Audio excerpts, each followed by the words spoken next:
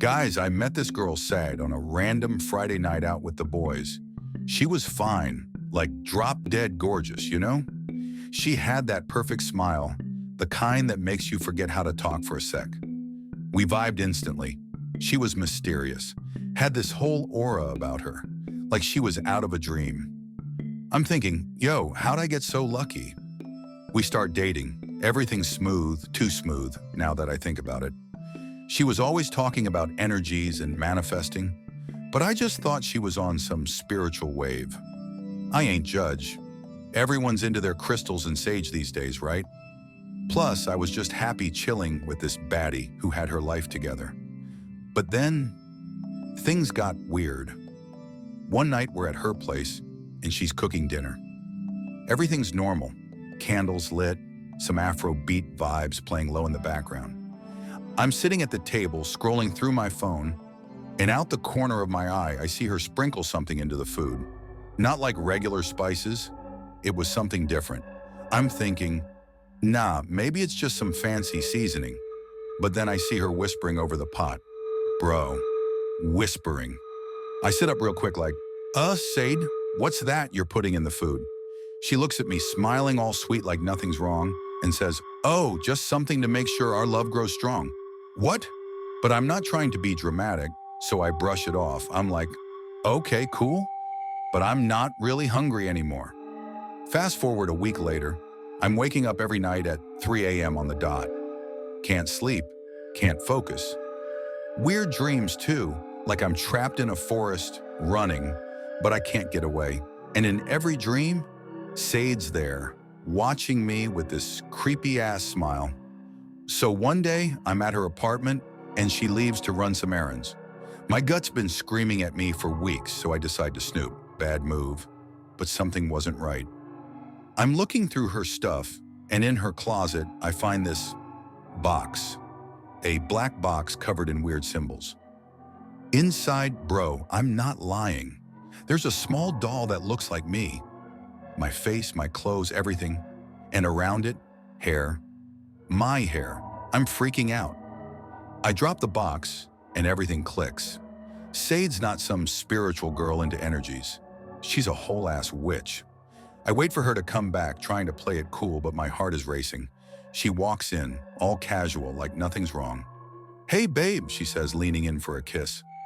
I pull back, real slick, like, nah, I'm good. I think I need some space. She pauses, eyes narrowing. Space? Why? I hit her with, I don't think this is working anymore. And I kid you not, she laughs. Oh, you think you can just leave me? It doesn't work like that. Bruh. At that point, I was done. I grabbed my stuff, dipped out so fast I almost left my shoes behind. I blocked her on everything, phone, socials, email. I even got my number changed. But let me tell you, every now and then, I still wake up at 3 a.m., sweating, and I swear I can feel her watching me. So yeah, after I cut ties with Sade, things calmed down for a bit. I thought I was free, like I had dodged some crazy bullet. My boys were clowning me, saying I was being dramatic, but they didn't see what I saw. A toy? With my face? Nah, fam, that's not regular. But then, a week later, the weirdness started again. I'm chilling in my apartment, trying to put all that witchy nonsense behind me, when I get this random text. No number, no name, just, you think you can hide? Bruh, I nearly threw my phone. I'm staring at it, heart racing, and suddenly the lights in my apartment flicker. Now, I ain't the type to scare easy, but when your ex is a witch and your lights start tweaking out like that, yeah, I was ready to pack my bags. I try to shake it off, though. Block the number, tell myself it's just a coincidence. But deep down, I know Sade's behind it. Later that night, I wake up again at, you guessed it, 3 a.m. But this time it's worse. My whole body's frozen, like I'm paralyzed, and I swear I feel something sitting on my chest. I can't move. I can't scream. I just hear this faint whisper in my ear. You belong to me. Fam, I was done. The next morning, I call my uncle. Now, my uncle's old school, born and raised in the village. He knows all that traditional stuff, and I'm hoping he can help me out. I tell him everything about Sade, the doll, the weird dreams, everything. He listens real quiet and then he says, "You've been marked, nephew. She's put a spell on you." A spell? Like, bro, this isn't a movie. But the way he said it, I knew he wasn't playing.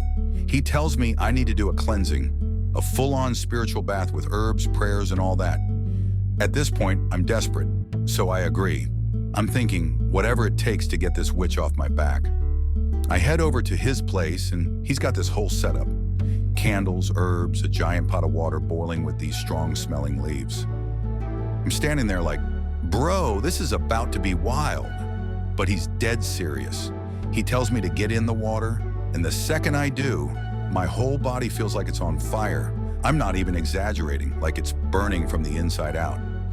My uncle starts chanting in Yoruba, and the room gets all heavy, like something's in there with us. I'm freaking out, but he's calm, just repeating these chants over and over. Suddenly, the water turns black. I'm talking thick, inky black. And then, just like that, the burning stops. My uncle looks at me and says, "It's done. She's lost her hold on you." I wish I could say that was the end of it, but nah. That night, after the bath, I fall asleep and have the craziest dream. I'm back in that forest from before, but this time, I'm not running. I'm standing face to face with Sade. She's not smiling anymore. In fact, she looks pissed. She steps toward me and says, "You think you can break my spell? This isn't over." I wake up in a cold sweat. Now I'm back at square one, trying to figure out if she's really done with me or if this is just the beginning of something worse. But one thing's for sure, I'm never dating a girl who talks about energies and manifestations ever again. So anyway, after that whole spiritual bath situation, I thought I was in the clear. For a minute, things felt normal again. I was sleeping through the night, no more creepy texts, and I hadn't seen or heard from Sade in weeks. I even started going out again, trying to get my mind off the madness. Life was slowly getting back on track. But like I said before, Sade, she wasn't the type to let go easy. One Friday night, I'm out with my boy, Tundi. We're chilling at this lounge, vibing, just trying to enjoy the weekend. Everything's cool until I step outside for some air, and guess who I see across the street? Sade. She's standing there just staring at me. No smile, no wave. Just this cold, blank expression that sent a chill down my spine. I'm frozen for a second, trying to process if it's really her or if I'm tripping. But nah, it's her. She's wearing this all black outfit, and bro, she looks different, darker, like spiritually darker. I knew I shouldn't have made eye contact, but it was too late. She crosses the street, heading straight for me, and I'm thinking, nah, I gotta get out of here. So I turn around, head back inside, grab Tunde, and I'm like, bro, we need to leave. Now Tunde's confused, but he knows me well enough to trust when I'm serious. We hop in his car and I'm checking the rearview mirror the whole time, half expecting her to be following us. For the first few minutes, it's cool, no sign of her. I'm starting to relax, thinking maybe I just overreacted. But then out of nowhere, I see headlights behind us. Bright as hell. Too close. Tunde's like, yo, what's up with this car? I turn around and my heart drops. It's Sade. She's in this sleek SUV, gunning it down the motorway behind us, like she's in a damn Fast and Furious movie. Bro, that's her, I shout, and Tunde, without even asking questions, slams his foot on the gas. We take off, weaving through traffic, trying to lose her. But she's right on our tail, swerving through lanes like a demon is driving. I'm freaking out, clutching the seat, and Tunde's cursing under his breath, trying to stay calm. At this point, it's a full-blown high-speed chase. Cars are honking, swerving out of the way, and we're pushing 100 miles per hour, but Sada, she's relentless. Every time we think we've lost her, she comes out of nowhere, cutting through traffic like it's nothing. I don't know what kind of juju she's working with, but it felt like she was toying with us. We hit this long stretch of road, no cars in sight, and she pulls up right next to us. I look over, and she's staring straight at me, dead in the eyes. No hands on the wheel, just staring. It was like she wasn't even driving the car. That's when Tunde yells, "Hold on!" and swerves hard onto the exit ramp. Sade tries to follow, but this time, she loses control. Her car spins out, screeching across the road, and we keep going, flying down the exit ramp and onto some side streets. We finally pull over at a gas station, both of us breathing heavy like we just ran a marathon. I look at Tunde, and he's shaking his head. Bro, what the hell was that? I'm still catching my breath, heart pounding. That's Sade, man. She's a damn witch.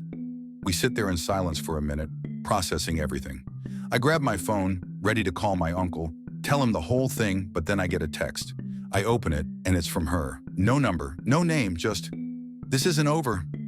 I will always find you." I show it to Tunde, and he looks at me, dead serious. Bro, you need to disappear. Like for real. And he wasn't wrong. I couldn't stay around anymore. Not with Sade out there, still holding on to whatever weird power she had over me. So I packed up, left the city, changed my number, and dipped. I had to start fresh, go somewhere far where she couldn't find me. But every once in a while, when I'm alone at night, I swear I still see those headlights in my rear view, chasing me down. And I can't help but wonder if she's still out there, waiting. For now, I'll just have to lay low in the village, hoping she forgets about me.